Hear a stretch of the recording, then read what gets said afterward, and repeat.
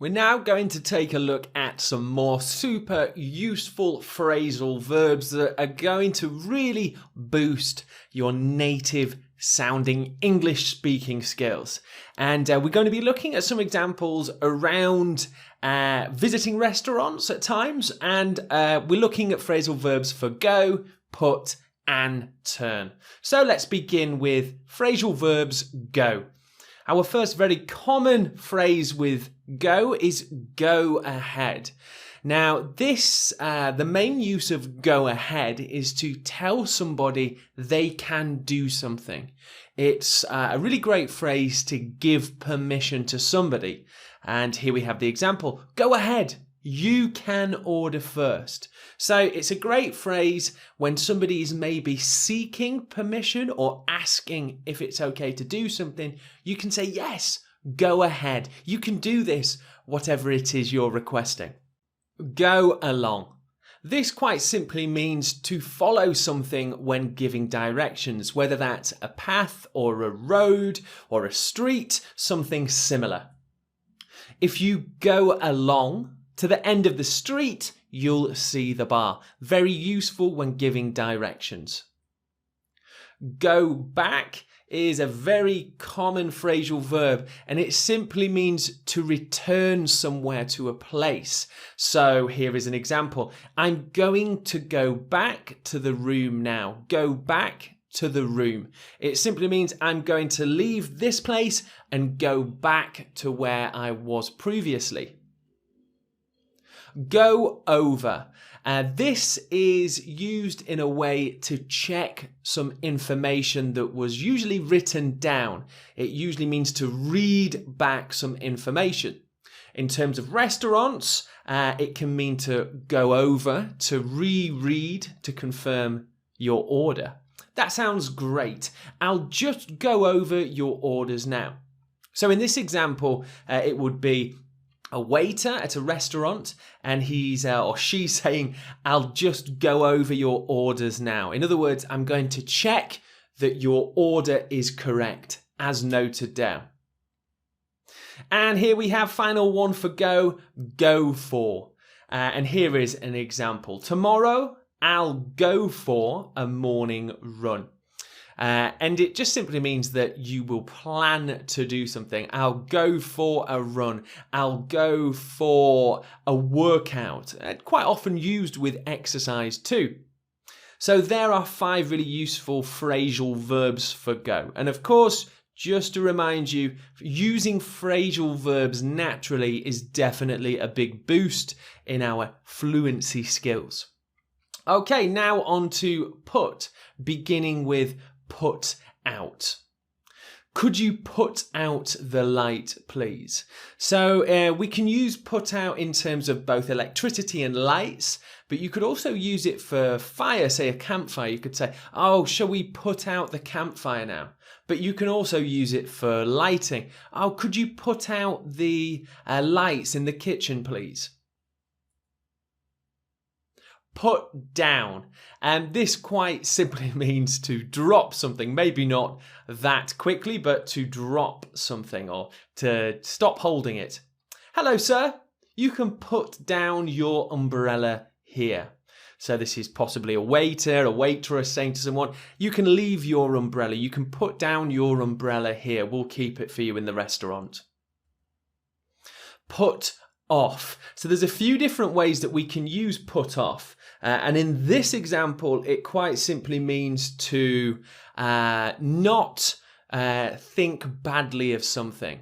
So it's basically saying if you had any past feelings or past ideas, don't be put off. Don't think about that. So here's the example. I wouldn't be put off, I wouldn't dislike, by the seafood. It's delicious. So don't worry about something, still try it. Give it a go. I wouldn't be put off by the seafood. It's delicious. So this could be an example where you're saying to somebody in a restaurant, don't worry about the seafood. I know you don't like it. Don't be put off. This food is delicious. Give it a go. Put across. So this can mean to tell somebody something or to give some information, to share some ideas. I can't really put across how overpriced this menu is.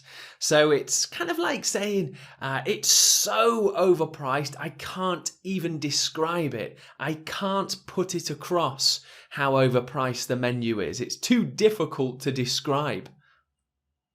And finally, put up. I can put up with most things easily.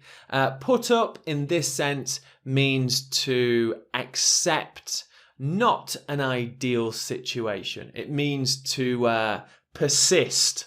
I can put up with most things easily. So maybe it could be in the topic of restaurants, waiting for your food for a very long time. I can put up with waiting for a long time. I'm very patient. Okay, so 5 phrasal verbs for put. Let's move on to turn. Starting with turn around. And quite simply, that is used to tell somebody to face the opposite direction. If you turn around, you'll be surprised at what you see. And here we have turn off, which in a similar way to put out can be to turn off, to put out, to stop using an electrical appliance. And here we have an example. You've been on that for ages. Turn off your phone, please.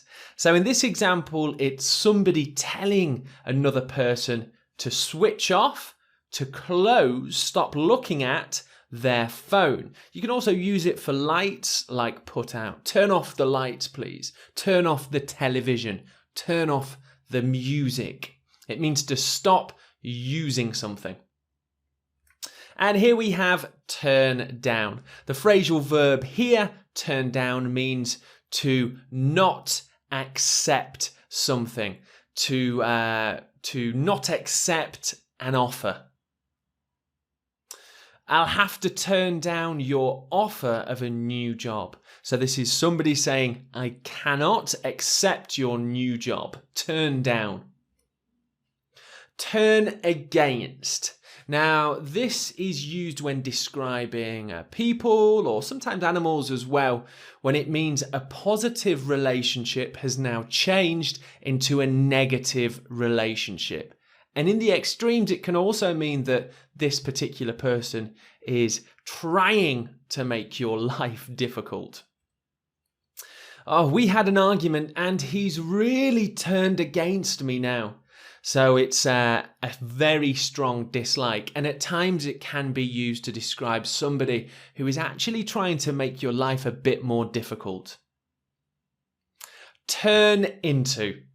And this is similar. It's a situation that maybe was okay, that was beginning to be positive, but for some reason has changed, and it's turning into a disaster in this example.